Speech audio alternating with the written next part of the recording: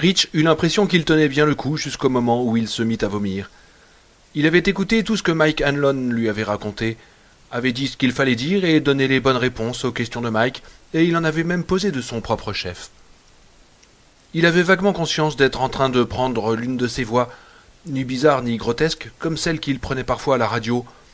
Porte-Doc le délirant, le conseiller sexuel, était personnellement son rôle préféré, du moins en ce moment, et lui valait de la part de ses auditeurs des réactions positives presque aussi nombreuses que son immuable grand succès, Colonel Buford Kisdrivel. Mais une voix au contraire riche, chaude et confiante, la voix du mec vraiment bien. Elle ne manquait pas d'allure, mais ce n'était qu'un faux, comme toutes les autres voix qu'il pouvait adopter. « Dans quelle mesure te souviens-tu, Rich ?» lui demanda Mike. « Une faible mesure, répondit Rich, qui garda un instant le silence. Suffisamment, sans doute. « Viendras-tu » ? « Je viendrai. » Et il raccrocha. Il resta assis un moment dans son cagibi, enfoncé dans le fauteuil derrière le bureau, les yeux perdus au-dessus de l'océan Pacifique. Deux gamins sur sa gauche jouaient avec leurs planches de surf, mais sans vraiment prendre les vagues avec. Il faut dire qu'il n'y en avait guère à chevaucher. Son horloge de table, un coûteux objet à quartz, cadeau du représentant d'une société de disques, disait qu'il était 17h09 ce 28 mai 1985. 3 heures de décalage avec l'endroit d'où Mike avait appelé. Il y faisait déjà nuit, ou presque. Il sentit un début de chair de poule à cette seule idée et eut envie de bouger et de s'occuper.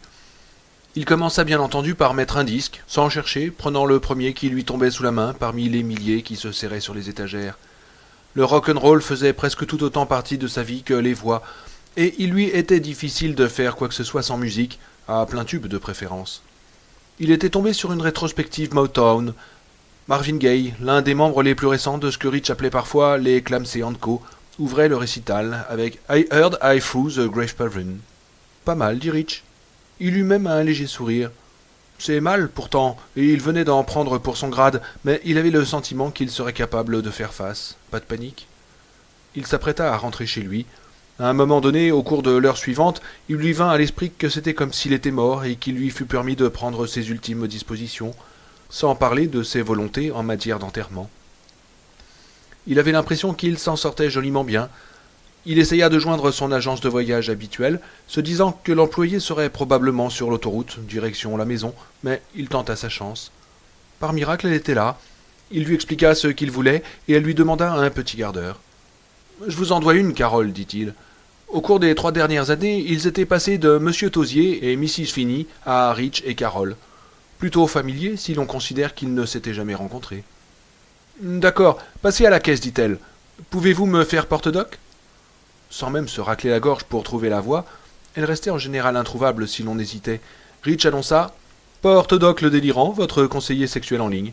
Il y a un gars qui est venu me voir l'autre jour et qui voulait savoir ce qu'il y avait de pire lorsqu'on attrapait le sida. » Sa voix était passée d'un ton plus bas, son rythme s'était accéléré et elle avait pris une allure désinvolte. C'était une voix américaine, mais qui évoquait cependant l'image d'un riche colon anglais, aussi charmant que délirant avec ses manières embrouillées. Qui était porte-doc ?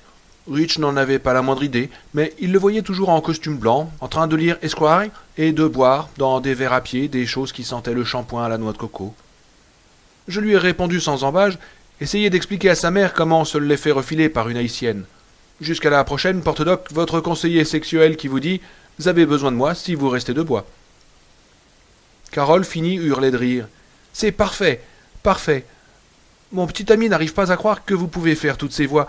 Il pense que vous devez utiliser des filtres ou des trucs comme ça. » « Oh non, rien que le talent, ma chère. » Porte-doc venait de laisser instantanément la place à Monsieur Fields, nez rouge, chapeau claque, tenue de golf et tout l'attirail.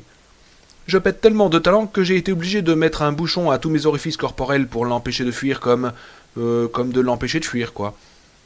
La jeune femme repartit d'un nouvel éclat de rire et Rich ferma les yeux. Il sentait venir une migraine. « Soyez un chou et voyez ce que vous pouvez faire, d'accord » demanda-t-il, toujours avec la voix de M. Fields, sur quoi il raccrocha tandis qu'elle riait encore. Il lui fallait maintenant redevenir lui-même, et c'était dur, un peu plus dur tous les ans. Il est plus facile d'être courageux quand on est quelqu'un d'autre. Il s'était mis à la recherche d'une paire de chaussures de sport et était sur le point de se rabattre sur des tennis lorsque le téléphone sonna de nouveau. C'était Carole Finney, tous les records de temps battus. Il éprouva aussitôt le besoin de prendre la voix de Buford Kisdrivel, mais le combattit. Elle avait réussi à lui trouver une première classe sur un vol American Airlines sans escale Los Angeles-Boston. Il quitterait Los Angeles à 21h03 et arriverait à Logan vers 5h du matin. Un vol de Delta partait à 7h30 de Boston pour Bangor, où il débarquerait à 8h20. Elle lui avait réservé une berline confortable chez Avis, et il n'y avait que 40 km entre le comptoir d'Avis à l'aéroport de Bangor et le centre de Derry. Seulement 40 km, pensa-t-il. C'est tout, Carole? Peut-être si l'on compte en kilomètres. Cependant, vous n'avez pas la moindre idée de l'éloignement de ce patelin, et moi non plus d'ailleurs. Mais par tous les dieux, nous allons le découvrir. Je n'ai pas réservé de chambre, parce que vous ne m'avez pas précisé le temps que vous vouliez rester, dit-elle. Est-ce que... Non, non, mais laissez-moi m'en occuper, coupa Rich, qui ne put empêcher Chris Drivel de prendre le dessus. Tu as été un amour, ma chère. Et il raccrocha doucement, toujours les quitter sur un rire, puis composa le 207 555 12 12 pour avoir l'assistance à l'annuaire du Maine. Il voulait le numéro du grand hôtel de Derry. Seigneur, ça, c'était un nom du passé.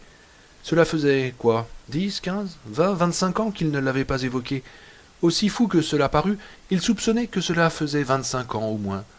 Et si Mike ne l'avait pas appelé, il avait l'impression qu'il n'y aurait jamais repensé de sa vie. Pourtant, à une époque, il passait tous les jours devant ce grand tas de briques rouges, parfois même au pas de course, avec Henry Bowers, Huggins le roteur, et aussi cet autre type, Victor quelque chose, sur les talons, et tous trois vociférant des petites plaisanteries du genre « On va te choper, gueule d'enfoiré !»« On va te choper, petit démerdard !»« On va te choper, pédémidoclard !» Et l'avait-il jamais chopé? Avant qu'il ait pu s'en souvenir, une standardiste lui demandait dans quelle ville. « Derry, mademoiselle. » Derry, seigneur. Ce nom lui-même avait un goût étrange de choses oubliées dans sa bouche. Il avait l'impression d'embrasser une antiquité en le prononçant. « Avez-vous un numéro pour le grand hôtel de Derry ?»« Un instant, monsieur. » Sûrement pas, il aura disparu. Rasé par un nouveau plan d'urbanisme, transformé en boulodrome ou en arcade de jeux vidéo, ou brûlé une nuit à cause d'un représentant en godasse ivre fumant dans son lit. Disparu, Richie, tout comme les lunettes, inépuisable sujet de raillerie pour Bowers. Qu'est-ce que disait cette chanson de Springsteen déjà? Jour de gloire, évanoui dans un clin d'œil d'une fille. Mais quelle fille? Beverley? Bien sûr, Bev. Le grand hôtel de Derry avait peut-être changé, mais en tout cas pas disparu, car une voix neutre de machine se mit à égrener des chiffres. Le numéro est 9418282. Je répète. Mais Richard l'avait noté du premier coup. Soulagement que de raccrocher sur cette voix ronronnante. Il imaginait facilement le service des renseignements sous la forme d'un monstre globuleux, profondément enterré sous terre, rivet transpirant, avec des milliers de tentacules chromés, version PTT du docteur Octopus. Le monde dans lequel vivait Richie lui paraissait chaque année un peu plus comme une maison hantée électronique, dans laquelle fantômes numériques et humains apeurés se côtoyaient, mal à l'aise. Toujours debout, pour paraphraser Paul Simon, toujours debout après tant d'années. Il composa le numéro de l'hôtel qu'il avait vu pour la dernière fois à travers les verres de ses lunettes d'enfant. Rien ne fut plus fatalement facile. 207 941 82 82. Il porta le téléphone à l'oreille, regardant par la vaste fenêtre de son bureau. Les surfeurs étaient partis. Un couple d'amoureux marchait sur la plage, main dans la main. Ils auraient pu poser pour le genre de poster qui ornait le mur du bureau où travaillait Carole Finney, tant ils étaient parfaits. Si ce n'était qu'ils portaient tous les deux des lunettes. « On va te choper, gueule d'enfoiré, on va te péter les binocles !» Chris lui souffla d'un seul coup sa mémoire. Son nom de famille était Chris, Victor Chris. Oh Seigneur, il aurait préféré continuer de l'ignorer. C'était trop tard, mais ça n'avait l'air d'avoir aucune importance. Quelque chose se passait dans les souterrains où Richie Tosier conservait sa collection personnelle de vieilleries dorées. Des portes s'ouvraient. Sauf qu'il n'y a pas un seul enregistrement là en bas, n'est-ce pas? En bas, tu n'es pas Rich Tosier, le disc-jockey vedette de la station Clad, l'homme aux 1000 voix. Et ces choses qui s'ouvrent ne sont pas exactement des portes, hein? Il s'efforça de chasser ses pensées. Surtout, ne pas oublier que je vais très bien. Tu vas très bien, Richie. Rich Tosier va très bien. Fumerait bien une sèche, c'est tout. Cela faisait 4 ans qu'il avait arrêté de fumer. Il pouvait bien en prendre une maintenant, non? Pas d'enregistrement, rien que des cadavres. Tu les as enterrés très profonds, mais il y a un séisme fou qui leur fait refaire surface. Tu n'es pas Rich Tosier, le DJ, en bas. En bas, tu es juste Richie Tosier, le binoclard. Tu es avec tes copains et tu as une telle frousse que tu as les couilles contractées en noyau de pêche. Il n'y a pas de porte, il n'y a rien qui s'ouvre. Ce sont des cryptes, Richie. Et elles se fendent en deux, et les vampires que tu croyais morts à jamais se remettent à voler. Une cigarette, juste une. Même une Carlton ferait l'affaire, pour l'amour du ciel. On va te choper, Binoclard. On va te faire bouffer ton putain de cartable. Grand hôtel de Derry, fit une voix masculine au fort accent yankee. Elle avait fait tout ce chemin à travers la Nouvelle-Angleterre, le Middle West, sous les casinos de Las Vegas, pour atteindre son oreille. Rich demanda s'il pouvait réserver une suite à compter du lendemain. La voix lui répondit que oui, et voulut savoir pour combien de temps. « Oh, je ne peux pas dire, je viens pour... » Il s'interrompit un instant, soucieux de précision. Pourquoi venait-il exactement? En esprit, il voyait un garçon avec un cartable écossais, poursuivi par 2 voyous. Un garçon qui portait des lunettes, mince, le visage pâle, et qui aurait crié à toutes les petites brutes qui passaient de manière mystérieuse « Frappez-moi! Allez-y, frappez-moi! Voici mes lèvres! Écrasez-les-moi sur les dents! Voici mon nez! Faites-le saigner et cassez-le si vous pouvez! Boxez-moi les oreilles, qu'elles deviennent comme des choux-fleurs! Ouvrez-moi l'arcade sourcilière! Voici mon menton, cogné sur le point de chaos! Voici mes yeux, si bleus, agrandis par ces horribles lunettes, ces binocles cerclés de cornes dont l'une des branches tient avec un ruban adhésif! Cassez-les, enfoncez un éclat dans l'un de ses yeux et fermez-le à jamais. Qu'est-ce que j'en ai à foutre? Il ferma les yeux et répondit. Je viens pour affaire à Derry, mais je ne sais pas combien de temps prendront les négociations. Si nous disions 3 jours, avec une option de renouvellement. Une option de renouvellement? Demanda l'employé d'un ton sceptique. Rich attendit patiemment que l'idée fasse son chemin. Ah oui, je comprends, c'est très bien. Merci. J'espère que vous pourrez voter pour nous en novembre, se mit à dire John Kennedy. Jackie voudrait refaire le bureau ovale, et j'ai un boulot tout trouvé pour mon frère Bobby. Monsieur Tosier? Oui? Très bien. Il y a eu quelqu'un d'autre en ligne pendant quelques secondes. Juste un vieux pote du GPC, le grand parti déclamsé, au cas où tu te poserais la question. Mais t'en fais pas, ce n'est rien, pensa-t-il. Un frisson le traversa, et il se dit à lui-même presque désespéré. Tu vas très bien, Rich. Oui, je l'ai entendu moi aussi, dit-il. Sans doute une interférence. Alors, cette suite? Oh, il n'y a pas le moindre problème. On fait des affaires à Derry, mais ce n'est pas la folie. Ah bon? Oh oui, oui. Rich frissonna de nouveau. Ça aussi, il l'avait oublié, cette manière de répondre oui du nord de la Nouvelle-Angleterre. Oui, oui. On va te choper, minable, cria la voix fantomatique de Henry Bowers, et il sentit de nouvelles cryptes se fracturer à l'intérieur de lui. La puanteur qui lui montait au nez n'était pas celle des corps décomposés, mais celle des souvenirs décomposés. Et d'une certaine manière, c'était pire. Il donna le numéro de sa carte American Express à l'employé et raccrocha. Puis il appela Steve Caudal, le directeur des programmes de la CLAD. « Quoi de neuf, Rich ?» demanda Steve. Les derniers sondages montraient que la station se portait bien sur le marché cannibale du rock en modulation de fréquence à Los Angeles. Et depuis, Steve avait été d'une humeur charmante. Merci, Seigneur. Eh bien, tu vas peut-être regretter de m'avoir posé la question. Je prends la poudre d'escampette, Steve. Tu prends? Rien qu'à sa voix, il imaginait le froncement de sourcils de Steve. Je ne te suis pas très bien, Richie. Eh ben, je prends mes clics et mes claques, je me tire. Mais qu'est-ce que ça veut dire, ça, je me tire? D'après l'emploi du temps que j'ai sous les yeux, tu es à l'antenne demain de 2 à 6 dans l'après-midi, comme d'habitude. Tu as une interview de Clarence Clemons prévue à 4 heures dans le studio. Tu connais tout de même Clarence Clemons, Rich? Oui, mais Mike O'Hara peut aussi bien faire l'interview que moi. Ah, sauf que Clarence ne veut pas discuter avec Mike, Rich. Pas plus qu'avec Bobby Russell, ni même avec moi. Clarence est un mordu de Buford Kissel-Drivel et de Wyatt, le tueur de Poufias. C'est à toi qu'il veut parler, camarade. Et je n'ai pas du tout envie d'avoir un saxophoniste de 150 kilos fou furieux dans mes studios, en train de courir partout comme un forcené. Il n'y a pas de course de forcené dans son passé, que je sache. C'est de Clarence Clemons que nous parlons, pas de Keith Moon. Il eut un silence qui se prolongea sur la ligne. Rich attendit patiemment. « Mais tu n'es pas sérieux, hein ?» finit par demander Steve d'un ton plaintif. « Je veux dire, sauf si tu viens d'apprendre la mort de ta mère ou que tu as une tumeur au cerveau. On appelle cela une salvagerie. »« Il faut que je parte, Steve. »« Mais est-ce que ta mère est malade? Vient-elle, Dieu nous en garde, de mourir ?»« Oh, mais non, elle est morte depuis 10 ans. »« Alors, as-tu une tumeur au cerveau? » Non, même pas un polype rectal. Mais ce n'est pas drôle, Rich. Non, en effet. Tu te comportes comme un vrai salopard, et je n'aime pas ça du tout.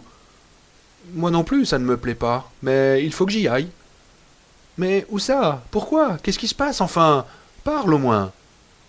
Quelqu'un m'a appelé, quelqu'un que j'ai connu il y a très longtemps, ailleurs. Il vient de se passer quelque chose, et j'ai fait une promesse. Nous avons tous promis que nous reviendrions si ça recommençait. Et je crois que c'est ce qui se passe. Quoi, ça? De quoi parles-tu, Rich? Je préfère ne pas en parler. Et puis tu me croirais cinglé si je t'avouais la vérité. Je l'ignore. Et quand as-tu fait cette fameuse promesse? Oh, il y a longtemps, pendant l'été 1958. Il y eut de nouveau un silence qui se prolongea, et il comprit que Steve Koval essayait de déterminer si Rich Tosier, le DJ alias Buford Kisdrivel, alias Wyatt le tueur de Poufias, etc., se foutait de lui ou était victime d'une forme de dépression nerveuse. Mais tu n'étais qu'un môme, remarqua-t-il d'un ton neutre. J'avais 11 ans, j'allais sur mes 12. Encore un long silence. Rich attendit patiemment. Très bien, dit Steve. Je vais chambouler le tableau de service. Mike va prendre ta place demain et Chuck Foster les autres jours, si je peux dégoter le restaurant chinois dans lequel il se terre. Je vais faire cela parce que nous avons parcouru un sacré bout de chemin ensemble, Rich, mais jamais je n'oublierai que tu m'as arnaqué. Bon, ne dramatise pas, veux-tu, dit Rich qui sentait son mal de tête s'aggraver. Il savait ce qu'il faisait. Qu'est-ce que Steve s'imaginait? J'ai besoin de quelques jours de congé, c'est tout. Tu réagis comme si j'avais chié sur les bureaux du boss. Ouais, mais pourquoi faire ces jours de congé? Pour une réunion de ton club Boy Scout de Trifouilly-les-Oies, Dakota du Nord ou de Petauchnock en Georgie? Oh, je crois qu'en fait, Trifouilly-les-Oies se trouve dans l'Arkansas, patron, répliqua Buford Kisdrivel de sa voix d'outre-tombe. Mais Steve n'était pas d'humeur à rire. Tout ça pour une promesse faite à 11 ans. Les promesses qu'on en fait à 11 ans ne sont pas sérieuses, bon Dieu. Et il ne s'agit pas seulement de ça, Rich, tu le sais bien. Nous ne sommes pas dans les assurances ou la banque ici, mais dans le showbiz. Et ne me dis pas que tu l'ignores. Si tu m'avais donné une semaine de préavis, je ne serais pas là avec le téléphone d'une main et une boîte de Valium de l'autre. Tu es en train de me faire grimper au rideau, et tu le sais très bien. Alors n'insulte pas mon intelligence. Steve criait presque maintenant, et Rich ferma les yeux. Jamais il n'allait l'oublier, avait-il dit, et ça devait être vrai. Mais il avait aussi prétendu que les gosses de 11 ans ne font jamais de promesses sérieuses. Et ça, c'était faux. Rich ne se souvenait pas de quel genre de promesse il s'agissait. Il n'était pas sûr de désirer s'en souvenir, mais elle avait été on ne peut plus sérieuse. Steve, il le faut. Ouais. Et je t'ai dit que je pourrais m'en sortir. Alors fous le camp, espèce d'arnaqueur. Mais voyons, c'est ridicule. Mais Steve avait déjà raccroché. Rich en fit autant. Il avait encore la main sur l'appareil que la sonnerie retentissait. Il n'avait pas besoin de décrocher pour savoir que c'était de nouveau Steve, plus furieux que jamais. Lui répondre à ce stade ne ferait de bien à personne. Les choses ne pourraient qu'empirer. Il repoussa l'interrupteur sur la droite, coupant la sonnerie. Il alla à l'étage, sortit 2 valises d'un placard et les remplit d'un amas de vêtements qu'il ne prit même pas la peine d'examiner. Des jeans, des chemises, des sous-vêtements, des chaussettes. Ce n'est que plus tard qu'il se rendit compte qu'il avait sélectionné des affaires de style jeune, puis il redescendit avec les valises pleines. Une photo de Big Sur par Ansel Adams ornait l'un des murs du séjour. Rich la fit pivoter sur des gonds invisibles. Il ouvrit le petit coffre mural qui se trouvait derrière et commença à fouiller parmi les paperasses. Les titres de propriété d'une maison agréablement située entre la faille de San Francisco et la zone des feux de broussailles, 10 hectares de forêt d'exploitation dans l'Idaho et un paquet d'actions. Il avait acheté ces dernières apparemment au hasard. Dès que son agent de change le voyait arriver, il se prenait la tête entre les mains. Mais elles avaient toutes régulièrement monté au fil des années. Il était parfois surpris à l'idée qu'il était presque, enfin pas tout à fait, mais presque, un homme riche. Et tout ça grâce au rock'n'roll et aux voix, bien entendu. La maison, la forêt, les actions, la police d'assurance et même un double de son testament, les liens qui te tiennent solidement attaché à l'existence, pensa-t-il. Il fut pris d'une impulsion soudaine, celle de saisir un briquet et de foutre le feu à tout cet assortiment putassier de « par la présente monsieur Untel et le porteur de ce certificat ». Il aurait pu le faire, les papiers du coffre venaient de perdre toute signification d'un seul coup. C'est à ce moment-là qu'il ressentit son premier véritable accès de terreur, un accès qui n'avait rien de surnaturel. Ce n'était que la prise de conscience de la facilité avec laquelle on pouvait balancer sa vie à la poubelle. C'était ça, l'affolant. Il suffisait d'orienter le ventilateur sur tout ce que l'on avait mis des années à rassembler laborieusement et de le régler à fond. Facile. Tout brûler ou tout disperser aux 4 vents, puis prendre la poudre d'escampette. Derrière les papiers, qui n'étaient par rapport au fric que des coussins au 2e degré, se trouvait la réalité, le nerf de la guerre. 4000 $ en coupures de 10, 20 et 50. Tandis qu'il embourrait les poches de son jean, il se demandait s'il n'avait pas su ce qu'il faisait, obscurément, quand il avait mis tout cet argent de côté. 50 $ un mois, 120 le suivant, seulement 10 le 3e. Du fric de rat qui quitte le navire, du fric poutre d'escampette. Bon Dieu, ça fout les jetons, dit-il, ayant à peine conscience d'avoir parlé. L'air absent, il regarda la plage à travers la vaste fenêtre. Comme les surfeurs, les amoureux avaient disparu. Ah oui, Doc, tout ça me revient maintenant. Tu te souviens de Stanley Uris, par exemple? Je te parie 3 poils que je m'en souviens. Tu te rappelles comment on disait cela? On trouvait que c'était très classe. Stanley Urine, comme l'appelaient les gosses. Hé, Urine, hé, l'assassin du Christ de mes deux, où tu te tailles? Tu crois que l'un de tes PD de copains va te filer 100 balles? Il claqua la porte du coffre-fort et remit en place la photographie. Quand avait-il pensé à Uris pour la dernière fois? 5 ans, 10 ans, 20 ans? Rich avait quitté Derry avec sa famille au printemps 1960, et comme tous les visages de la bande s'étaient estompés depuis. La bande des perdants, des ratés, avec leur club au milieu de ce que l'on appelait les friches mortes. Curieux nom pour un endroit où la végétation était aussi fournie. Jouant aux explorateurs dans la jungle, à l'unité de génie égalisant un terrain d'atterrissage sur un atoll tout en repoussant les Japs, jouant aux constructeurs de barrages, aux cow-boys, aux astronautes perdus dans un monde forêt. Tu l'as dit, le nom pouvait bien changer, n'oublie pas de quoi il s'agissait en fait, de se cacher. De se cacher des grands balaises, de Henry Bowers, Victor Chris, Huggins le Rotter et toute la bande. Quel assortiment de ratés il faisait. Stan Uris avec son gros pif de juif, Bill Denbrough qui n'était pas capable de dire autre chose que Yahoo Silver, sans bégayer lamentablement, au point de vous rendre marteau. Beverley Marsh, avec ses bleus partout, ses cigarettes planquées dans les manches de sa blouse. Ben Hanscom, tellement gros que l'on aurait dit la version bipède de la baleine blanche, et Richie Tosier avec ses verres en cul de bouteille, ses 20 sur 20 en classe, sa grande gueule qui ne demandait qu'à se faire rectifier. Existait-il un mot pour les caractériser? Oh oui, il en existe toujours un, le mot juste. Dans ce cas précis, la bande de nouilles. Comme cela lui revenait, comme tout lui revenait, et maintenant il était là, debout dans son salon, tremblant de manière aussi incontrôlable qu'un clébard abandonné sous la tempête, tremblant parce que les types en compagnie desquels il avait couru n'étaient pas tout ce dont il se souvenait. Il y avait d'autres choses, des choses auxquelles il était resté des années sans penser, frissonnant juste en dessous de la surface, des choses sanglantes, une obscurité, une certaine obscurité. La maison de Neibolt Street, par exemple, et Bill hurlant « Tu as tué mon frère, espèce de salopard !» Se souvenait-il? Juste assez pour ne pas vouloir s'en souvenir davantage, et l'on pouvait parier 3 poils là-dessus. Une odeur de détritus, une odeur de merde et une odeur de quelque chose d'autre.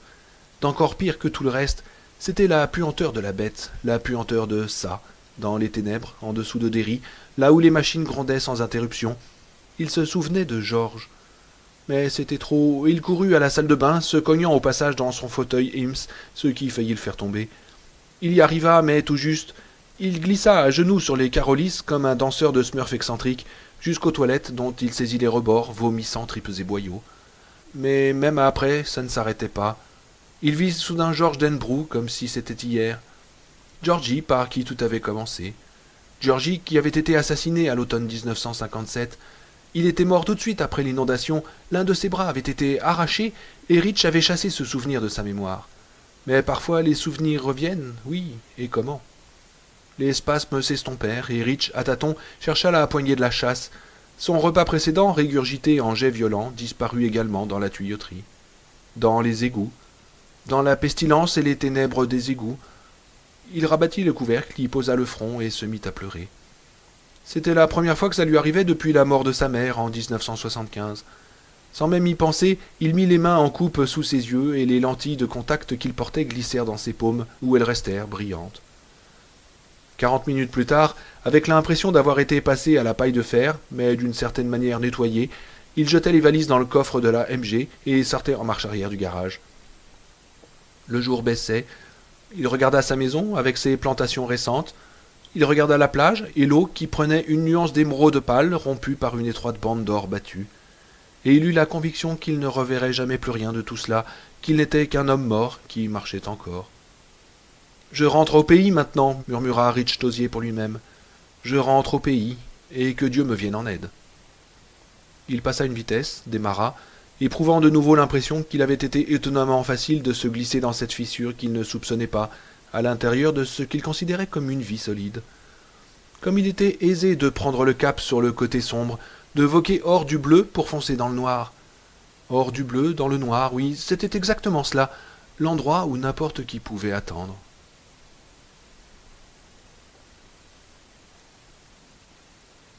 Si, en cette soirée du 28 mai 1985, vous aviez voulu trouver l'homme que le magazine Time avait qualifié d'architecte le plus prometteur, peut-être des États-Unis, la conservation de l'énergie en milieu urbain et les jeunes Turcs, Time 15 octobre 1984, il aurait fallu commencer par emprunter la nationale 80 à la sortie d'Omaha, puis la voie secondaire 81 jusqu'à Swindon, traverser ce modeste patelin pour arriver, après avoir tourné 2 fois à droite et 3 fois à gauche, dans un trou à côté duquel Swindon était New York, Hemingford Home. 8 bâtiments, 5 d'un côté de la rue, 3 de l'autre, constituaient le centre commercial, la boutique du coiffeur, coupe au carré, avec dans la vitrine une affichette jaunissante datant d'au moins 15 ans, sur laquelle avait été écrit à la main « Si vous êtes hippie, allez vous faire couper les cheveux ailleurs », le cinéma, où ne passaient que des copies ultra fatiguées, le 5-10-15. Il y avait également une succursale de la Nebraska Homeowners Bank, une station-service, une pharmacie et une quincaillerie spécialisée en petit matériel agricole, la seule entreprise ayant un vague air de prospérité dans le coin. Enfin, à l'extrémité de la voie principale, située un peu en retrait des autres constructions, comme un paria en bordure du néant, se trouvait l'inévitable routier, la route rouge. Si vous étiez arrivé jusque-là, vous auriez vu dans le parking poussiéreux et truffé de nids de poules une Cadillac 1968 sur le retour, avec 2 antennes de CB à l'arrière. À l'avant, la plaque Frime annonçait simplement « Benz Caddy ». Et à l'intérieur, en vous dirigeant vers le bar, vous auriez trouvé votre homme, un type efflanqué, tanné, en chemise à carreaux, jean délavé et bottes de mécano avachis. De délicates pattes d'oie lui partaient du coin de l'œil, mais en dehors de ça, il n'était pas ridé. Il faisait bien 10 ans de moins que son âge, et il en avait 38. « Bonjour, monsieur Hanscom », dit Ricky Lee en posant un apron de papier sur le bar, tandis que Ben prenait un tabouret. Ricky Lee paraissait légèrement surpris. En fait, il l'était beaucoup. C'était la première fois qu'il voyait Hanscom un soir de semaine. Il venait prendre 2 bières régulièrement, tous les vendredis en fin de journée. Le samedi, il s'en accordait 4 ou 5. Il demandait toujours des nouvelles des 3 garçons de Ricky Lee et laissait toujours le même pourboire de $5 en dessous du rond de carton lorsqu'il partait. À tout point de vue, professionnel comme personnel, il était de loin le client favori de Ricky Lee. Les $10 par semaine, à quoi s'ajoutait le billet de 50 que depuis 4 ans il glissait sans faute à Noël sous le rond de carton, c'était très bien. Mais la compagnie du personnage valait encore davantage. Les gens de bonne compagnie sont une rareté, mais dans un boui-boui comme celui-ci, où le niveau des conversations est en dessous de celui de la mer, ce sont de vrais merles blancs. En dépit de ses origines, la Nouvelle-Angleterre, et de son éducation, en Californie, Hanscom avait tout de l'extravagant texan. Si Ricky Lee comptait sur son passage rituel tous les vendredis et samedis, il avait de bonnes raisons pour cela.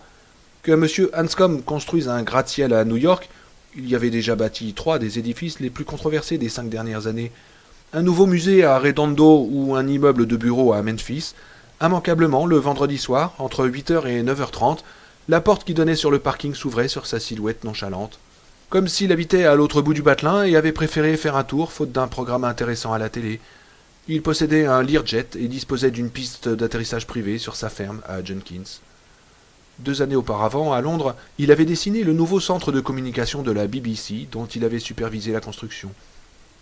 L'immeuble avait fait également l'objet de controverses passionnées. Le Manchester Guardian disait « Peut-être l'édifice le plus remarquable élevé à Londres depuis 20 ans ». Le Daily Mirror disait « Mis à part la tête de ma belle-mère après une cuite, c'est la chose la plus laide que j'ai jamais vue ». Ricky Lee s'était dit, quand Hanscom avait accepté ce travail, « Eh bien, je vais rester un bout de temps sans le voir. Peut-être qu'il finira par nous oublier complètement. » Et en effet, le vendredi suivant, Ben Hanscom n'avait pas donné signe de vie. Même si Ricky Lee n'avait pu s'empêcher de lever vivement la tête à chaque fois que s'ouvrait la porte du parking, entre 8h et 9h30. On le reverra plus tard, peut-être. Plus tard fut le lendemain soir. La porte était ouverte à 9h15, et il était tranquillement entré, en jean et t-shirt, avec ses vieilles bottes de mécano, comme s'il venait de traverser la rue. Et lorsque Ricky Lee s'était écrié d'un ton presque joyeux « Hé, monsieur Hanscom, d'où Jésus? Qu'est-ce que vous faites ici ?» Il avait eu l'air légèrement surpris, comme si sa présence était la chose la plus naturelle du monde. Pendant les 2 années que dura son contrat avec la BBC, cette visite hebdomadaire se renouvela. Il quittait Londres chaque samedi matin à 11h en Concorde, expliqua-t-il, un Ricky Lee fasciné, et arrivait à Kennedy Airport, à New York, à 10h15. Soit 45 minutes avant son départ de Londres, à en croire les horloges. Comme les voyages dans le temps, s'était exclamé Ricky Lee, impressionné. Une limousine l'attendait pour le conduire à Teterboro Airport, dans le New Jersey, un parcours qui ne prenait pas plus d'1 heure dans le trafic plus fluide du samedi matin. Il se retrouvait sans problème aux commandes du Learjet vers midi et se posait à 14h30 à Jenkins. En allant assez vite, cap à l'ouest, dit-il à Ricky, le jour paraissait durer éternellement. Après quoi il faisait une sieste de 2 heures, puis passait 1 heure avec son contremaître et une demi-heure avec sa secrétaire. Il dînait et venait enfin à la Roue Rouge, où il restait environ 1 heure et demie. Il s'y rendait toujours seul, s'asseyait toujours au bar et repartait toujours aussi seul. Il ne manquait pourtant pas de femmes dans ce coin du Nebraska, qui n'aurait pas mieux demandé que de le distraire un peu. Une fois de retour à la ferme, il prenait 6 heures de sommeil, et tout le processus recommençait à l'envers. Ricky Lee impressionnait à coup sûr ses clients avec cette histoire. Peut-être est-il homosexuel, avait suggéré une fois une femme. D'un bref coup d'œil, Ricky l'avait jaugé. Permanente, vêtements, boucles d'oreilles, tout la désignait comme une BCBG de la côte Est, New York probablement. Sans doute venue rendre visite à un patient ou à une amie d'école, et pressée de repartir. Non, avait-il répondu, Monsieur Hanscom n'est pas un PD. Comment le savez-vous avait-elle demandé, jouant avec une cigarette en attendant qu'il l'allumât, un léger sourire à ses lèvres dont le rouge brillait. Je le sais, c'est tout. Et c'était vrai. L'idée lui vint d'ajouter Je crois que c'est l'homme le plus diablement solitaire que j'ai jamais rencontré. Mais il n'avait pas envie de se confier à cette New-Yorkaise qui l'observait comme une curiosité locale. Ce soir-là, M. Hanscom avait l'air un peu pâle et légèrement distrait. Salut, Ricky Lee, dit-il. Il s'installa sur un tabouret et se mit à étudier ses mains. Ricky Lee savait qu'il devait passer les 6 ou 8 prochains mois à Colorado Springs pour surveiller les travaux préliminaires d'un centre culturel des Rocheuses, un vaste complexe de 6 bâtiments taillés à flanc de montagne. Quand ce sera terminé, les gens vont dire que ça ressemble à des jouets qu'un enfant géant aurait laissé traîner sur un escalier, avait expliqué Ben à Ricky Lee. Pas tous, mais il y en aura pour le dire. Ils n'auront pas tout à fait tort. Mais ça va marcher, je crois. C'est le truc le plus monumental que j'ai jamais entrepris, et la mise en place va être redoutable. Je crois pourtant que ça va marcher. Il a un peu le trac, s'était dit Ricky. Rien de surprenant à ça, rien de malsain non plus d'ailleurs. Plus on est connu, plus on prête le flanc aux attaques. Ou alors il souffrait d'une vague infection. Les microbes ne manquaient pas dans le coin. Ricky Lee prit une chope propre et la plaça sous le robinet. Non, pas ce soir, Ricky Lee. Ricky se tourna, surpris, et lorsque Ben Hanscom leva les yeux de ses mains, il eut un frisson de peur, car Ben Hanscom n'avait pas l'air d'avoir le trac ou la grippe, mais de quelqu'un qui vient de prendre un coup terrible et qui tente encore de comprendre ce qui l'a frappé. Il a perdu quelqu'un? Il n'est pas marié, mais tout le monde a une famille, et quelqu'un vient de clamser dans la sienne, c'est sûr et certain. Un client glissa une pièce dans le jukebox, et Barbara Mandrell se mit à chanter les déboires d'un ivrogne et d'une femme seule. Vous vous sentez bien, monsieur Hanscom? Ben regarda Ricky Lee avec des yeux qui avaient soudain 10, non, 20 ans de plus que le reste de son visage. Avec étonnement, le barman s'aperçut que ses cheveux grisonnaient. C'était la première fois qu'il le remarquait. Hanscom sourit, d'un horrible sourire spectral, on aurait dit celui d'un cadavre. Pas tellement, Ricky Lee. Non, monsieur, pas ce soir, pas bien du tout même. Ricky reposa la chope et se dirigea vers le coin du bar où Hanscom s'était assis. Le bar était aussi vide ce lundi soir qu'il pouvait l'être en dehors de la saison de football. Il y avait moins de 20 clients, et Annie, assis près de la porte de la cuisine, faisait un château de cartes avec les menus. Mauvaise nouvelle, monsieur Hanscom? Mauvaise nouvelle, ça c'est le mot. Mauvaise nouvelle du pays. Il regarda Ricky Lee. Non, il regardait à travers Ricky Lee. Oh, je suis désolé de l'apprendre, monsieur Hanscom. Merci, Ricky Lee. Il se tut, et Ricky était sur le point de lui demander s'il n'y avait rien qu'il pût faire pour lui, lorsque Hanscom reprit. Quelle est la marque de votre whisky, Ricky Lee? Oh, pour tous les autres dans ce caboulot, c'est du Far Roses, mais pour vous, je crois que ce sera du Wild Turkey. Hanscom eut un léger sourire. Sympa de votre part, Ricky. En fin de compte, reprenez donc cette chope et remplissez-la de Wild Turkey. La remplir? S'exclama Ricky Lee, franchement surpris.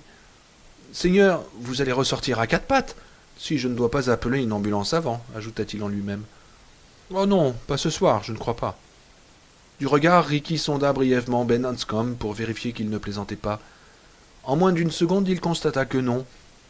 Il prit donc la chope sur une étagère au-dessus du bar et la bouteille de Wild Turkey sur une autre en dessous. Le goulot de la bouteille cliqueta contre le bord de la chope quand il commença à verser. Il observait fasciné malgré lui l'alcool qui glougloutait. Jamais il n'avait versé une telle dose de whisky de toute sa vie de barman. Il y avait certainement plus qu'une couche de texan chez M. Hanscom. Appeler une ambulance? Mon cul. Plutôt Parker et Waters, qu'ils viennent avec le corbillard. Il tendit malgré tout la chope à Ben. Le père de Ricky Lee lui avait dit une fois que si un homme avait tout son bon sens, il fallait lui donner ce qu'il demandait s'il le payait, que ce soit de la pisse d'âne ou du vitriol. Ricky Lee ignorait si le conseil était bon ou non, mais savait en revanche que lorsqu'on tient un bar, il vaut mieux laisser ses problèmes de conscience à l'entrée si l'on veut en vivre. Hanscom contempla la monstrueuse boisson pendant un moment, pensif, et demanda « Qu'est-ce que je vous dois pour un pot comme ça, Ricky Lee ?» L'homme secoua lentement la tête, les yeux toujours fixés sur la chope pleine de whisky, peu désireux de croiser le regard vide de Ben. « Rien, répondit-il, c'est offert par la maison. » Hanscom sourit de nouveau, plus naturellement cette fois. « Eh bien, je vous remercie, Ricky Lee. Je vais maintenant vous montrer quelque chose que j'ai appris au Pérou en 1978. Je travaillais comme assistant de Frank Billings, qui était à mon avis le meilleur architecte du monde. Il a attrapé la fièvre et il en est mort, en dépit de tous les antibiotiques que lui ont balancés les médecins. Ce sont les Indiens qui travaillaient sur le projet qui m'ont fait connaître ce truc. Ils boivent un torboyau qui est plutôt raide là-bas. Vous en prenez une gorgée et vous avez l'impression que ça passe tout seul, puis tout d'un coup, c'est comme si quelqu'un venait d'allumer un chalumeau dans votre gorge. Mais les Indiens boivent ça comme du Coca-Cola. Pourtant je les ai rarement vus ivres, et ils ignorent ce que c'est que le mal de tête. J'ai jamais été assez gonflé pour essayer moi-même, alors c'est cette nuit ou jamais. Apportez-moi donc ces quarts de citron là-bas, s'il vous plaît. Ricky Lee les prit et les disposa sur un apron propre à côté de la chope de whisky. Hanscom en saisit un, pencha la tête en arrière comme s'il allait s'administrer des gouttes dans les yeux et commença à presser le citron dans sa narine droite. « D'où Jésus !» s'exclama Ricky Lee, horrifié. Hanscom déglutit, son visage s'empourpra, des larmes se mirent à couler sur ses joues plates en direction de ses oreilles.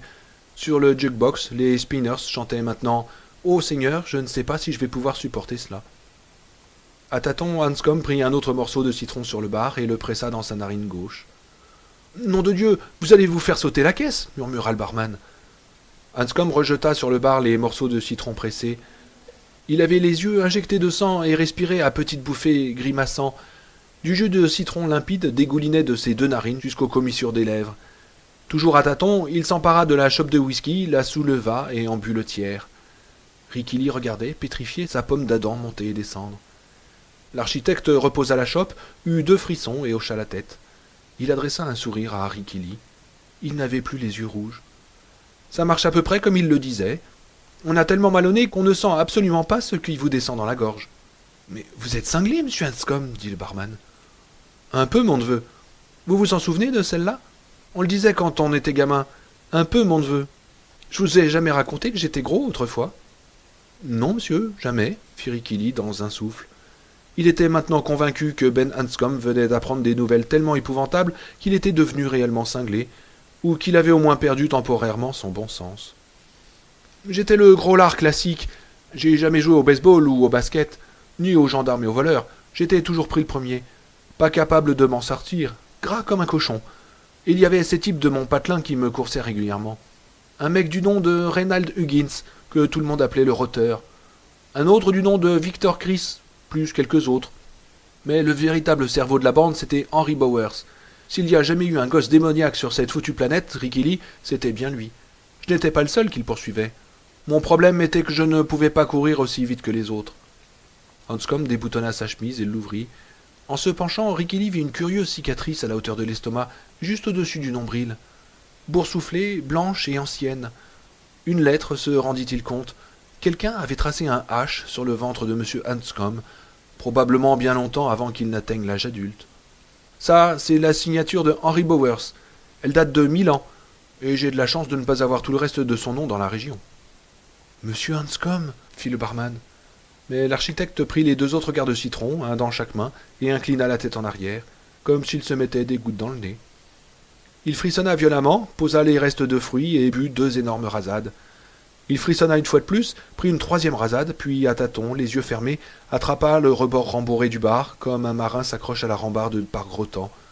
Finalement, il rouvrit les yeux et sourit à Ricky Lee. « Je pourrais tenir le coup comme ça toute la nuit, dit-il. »« Oh, j'aimerais autant que vous en restiez là, monsieur Hanscom, » répondit le barman nerveux. Annie arriva avec son plateau et demanda 2 bières. Ricky Lee les tira et les lui passa. Il se sentait les jambes en coton. « Est-ce que monsieur Hanscom va bien, Ricky Lee ?» demanda-t-elle, regardant par-dessus son épaule. Le barman se tourna pour suivre son regard. Ben Hanscom était penché par-dessus le bar et pêchait des morceaux de citron dans le récipient où Ricky Lee disposait les garnitures de cocktail. « Je ne sais pas, répondit-il. On ne dirait pas. Eh bien, sors les mains de tes poches et fais quelque chose, répliqua la serveuse, qui, comme la plupart des femmes, avait un parti pris favorable envers Hanscom. Mon paternel disait toujours que quand un type a tout son bon sens, oh, ton père n'avait pas autant de cervelle qu'un lapin, alors laisse tomber l'ancêtre. Arrête ça, ou il va se tuer. Ainsi, muni de directives précises, Ricky Lee retourna à l'endroit où se tenait l'architecte. Monsieur Hanscom, je pense que vous deux. Mais Ben Hanscom se redressa, éternua, renifla le jus de citron qui coulait de son nez, comme s'il s'agissait de cocaïne, puis il ingurgita une rasade de whisky, comme si c'était de l'eau. L'air solennel, il regarda Ricky Lee. Bing bang, j'ai vu tout le gang qui dansait sur mon tapis de padang, dit-il, ce qui le fit rire. Il restait peut-être 5 centimètres de whisky au fond de la chope.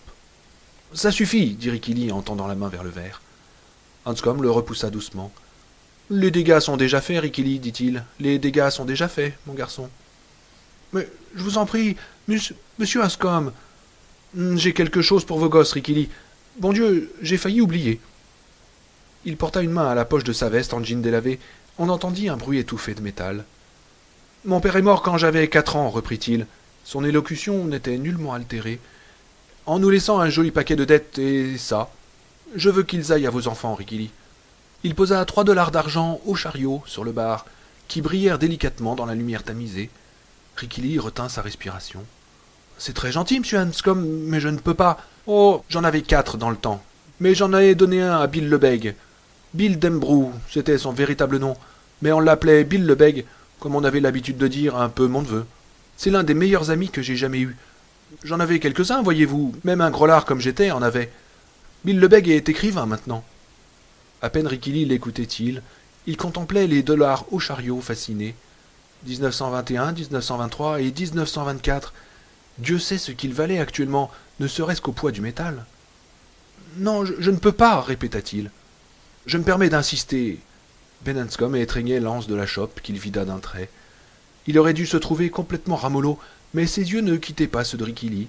C'étaient des yeux légèrement larmoyants et injectés de sang, mais le barman aurait juré sur une pile de Bible que c'étaient ceux d'un homme tout à fait lucide.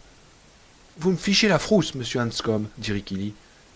2 années auparavant, un poivreau invétéré du nom de Gresham Arnold s'était présenté à la Roue Rouge avec un rouleau de pièces de 25 cents à la main et un billet de 20 dollars fiché dans le ruban de son chapeau. Il avait tendu les pièces à Annie avec mission d'alimenter le jukebox en permanence. Puis il avait posé le billet sur le bar et demandé à Ricky Lee de payer une tournée générale.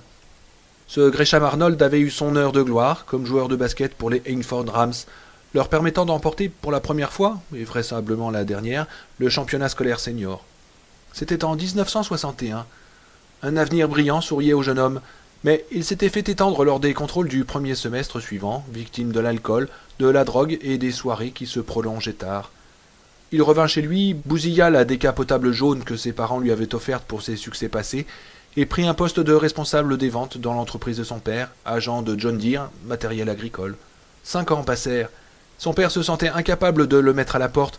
Il revendit donc son fonds pour prendre sa retraite en Arizona. Chagrin, vieilli avant l'âge par ce qui semblait être l'irréversible et inexplicable dégringolade de son rejeton.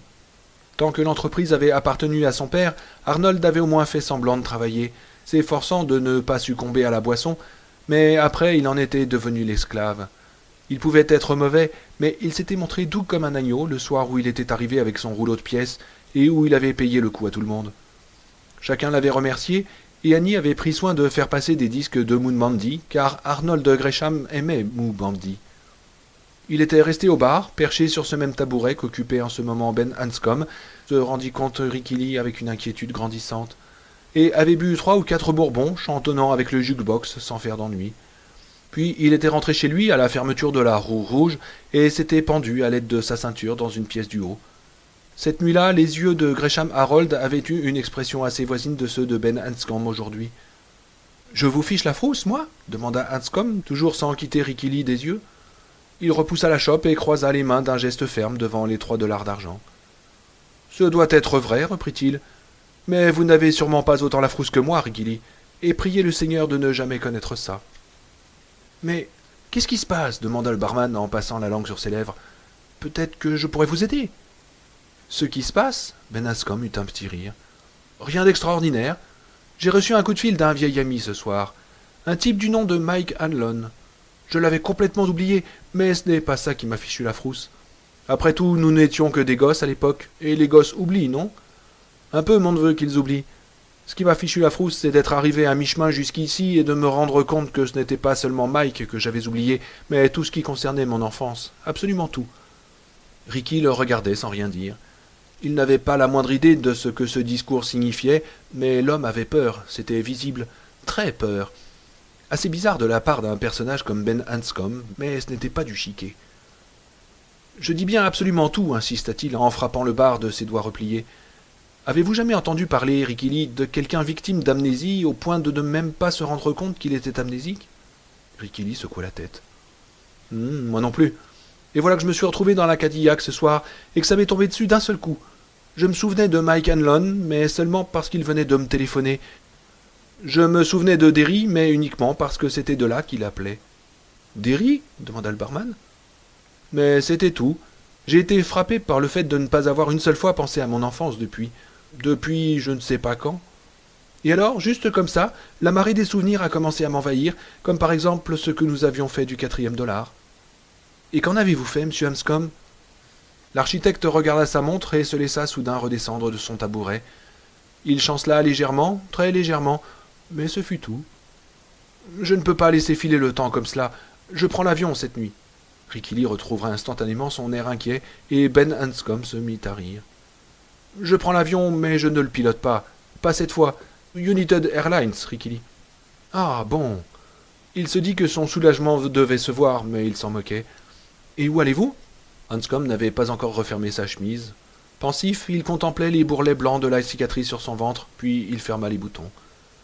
Je croyais vous l'avoir dit. Au pays. Je vais chez moi. Donnez ces dollars à vos cosses, Ricky Lee. Il se dirigea vers la porte, et à la manière dont il se déplaçait, et même dont il remontait son pantalon, il terrifia le barman. La ressemblance avec le défunt et très fort peu regretté Gresham Arnold était soudain si criante qu'il avait presque l'impression de voir un fantôme. « Monsieur Hanscom !» ne put-il s'empêcher de s'écrier.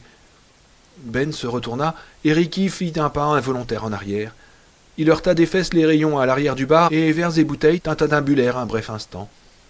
Il avait reculé, pris de la conviction soudaine que l'architecte était mort. Oui, Ben Hanscom gisait mort quelque part, dans un fossé, dans un grenier, voire dans un placard, avec un nœud coulant autour du cou, l'extrémité de ses bottes de cow-boy à 400 dollars se balançant à 3 ou 6 centimètres du plancher. Et cette silhouette qui se tenait auprès du jukebox et qui le regardait n'était qu'un fantôme. Pendant un moment, un court moment, mais il fut assez long pour envelopper son cœur battant d'une couche de glace, il eut l'impression qu'il voyait chaises et tables à travers l'homme. « Qu'y a-t-il, Ricky ?»« Oh, rien, monsieur Hanscom. » Ben fixait le barman avec des yeux posés sur 2 croissants violets foncés. L'alcool avait incendié ses joues, son nez paraissait rouge et tuméfié. « Rien, » murmura de nouveau Ricky Lee, sans arriver à détacher le regard de ce visage, le visage d'un homme mort en plein péché capital et qui se tient à l'entrée des portes fumantes de l'enfer. « J'étais gros et nous étions pauvres, dit Ben Hanscom. Ça me revient maintenant. Je me souviens aussi de cette fille, Beverly, ou de Bill Lebeg, qui m'a sauvé la vie avec le dollar d'argent. J'ai peur à en être fou de tout ce que je risque de me rappeler avant la fin de la nuit, mais peu importe à quel point je crève de frousse, car les souvenirs vont remonter. Tout est là, comme une grosse bulle qui ne cesse de croître dans ma tête. Mais je vais y aller, parce que tout ce que j'ai jamais eu et tout ce que j'ai maintenant, c'est d'une manière ou d'une autre à ce que nous avons fait alors, ce que je le dois. Et dans ce monde, on paye toujours pour ce qui nous est donné. Peut-être est-ce pour ça que nous commençons par être des gosses. Dieu nous a fait près du sol, car il sait que nous sommes destinés à tomber souvent et à saigner beaucoup avant qu'on se soit rentré cette simple leçon dans la tête. On paye pour ce que l'on obtient, on possède ce pourquoi on a payé, et tôt ou tard, ce que l'on possède nous revient en pleine gueule. « On vous revoit le week-end prochain, n'est-ce pas ?» demanda Ricky Lee, les lèvres sèches. Dans son malaise grandissant, c'était la seule chose à laquelle il était arrivé à se raccrocher. « On vous reverra comme d'habitude, n'est-ce pas ?»« Je ne sais pas, dit Ben Hanscom avec un sourire terrifiant. Je vais beaucoup plus loin que Londres cette fois-ci, Ricky Lee. Monsieur Hanscom, donnez les dollars à vos gosses, reprit-il. La porte se referma sur lui. Mais, nom de Dieu, qu'est-ce que... demanda Annie. Ricky Lee l'ignora et, poussant le battant qui fermait le bar, courut jusqu'à l'une des fenêtres qui donnaient sur le parking. Il vit s'allumer les phares de la Cadillac et entendit le moteur ronronner. Le véhicule quitta le parking en soulevant un nuage de poussière, puis les feux de position arrière se réduisirent à 2 points rouges sur la nationale 63 et le vent nocturne du Nebraska dissipa la poussière. Il s'est envoyé les 3/4 d'une bouteille de gnôle et tu le laisses partir dans cette énorme bagnole s'exclama Annie. Ce sont pas des façons, Ricky Lee. Oh, ne t'en fais pas, répondit le barman. Mais il va se tuer. Et alors que c'était précisément ce que s'était dit Ricky Lee moins de 5 minutes auparavant, il se tourna vers elle quand les feux de position furent hors de vue et secoua la tête. Je ne crois pas. Et pourtant, à voir comme il était cette nuit, ce serait peut-être mieux pour lui. Mais qu'est-ce qu'il t'a dit demanda Annie. De nouveau, il secoua la tête. Tout se mêlait dans son esprit, et il en résultait une impression d'absurdité. Ça n'a pas d'importance, mais quelque chose me dit que nous ne le reverrons jamais.